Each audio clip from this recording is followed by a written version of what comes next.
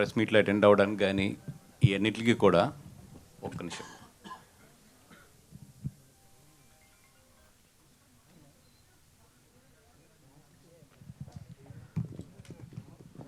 Main ఈ press మీట్కి attend అవ్వడానికి కానీ అన్నిటికీ మెయిన్ కారణం ఏంటంటే కొన్ని రోజుల క్రితం అంటే చాలా రోజుల నుంచి నాకు మన డైరెక్టర్ గారు మెసేజ్ పెడతా ఉన్నారు, సార్ ఒకసారి ఈ సినిమా చాలా బాగా తీసాను చూడండి అని ఇంచుమించు ఆల్మోస్ట్ 6 months పెట్టావు మెసేజెస్ పెడుతున్నారు.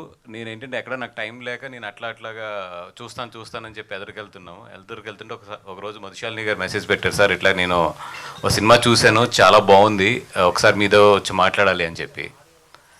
ఇద్దరు కలిసి వచ్చి మాట్లాడినప్పుడు ఓకే ఇంతమంది చెప్తున్నారంటే ఈ సినిమా డెఫినెట్గా బాగుంటుంది చూస్తానని చెప్పాను.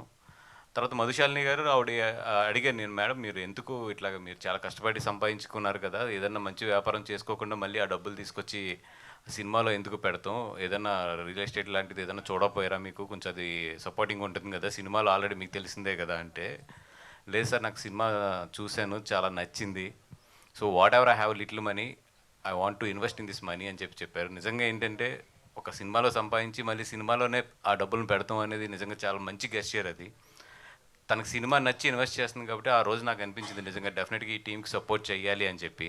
తర్వాత సినిమా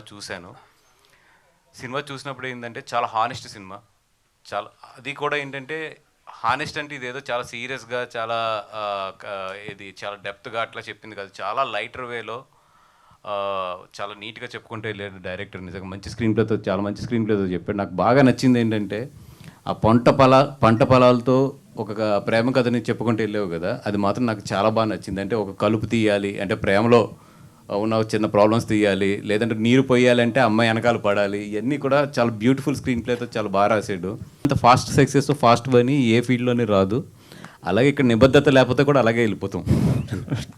వాసు గారు, ఈ నెల 30 వైజాగ్లో జనసేన విస్తృత స్థాయి మీటింగ్ ఏదో పెట్టారు.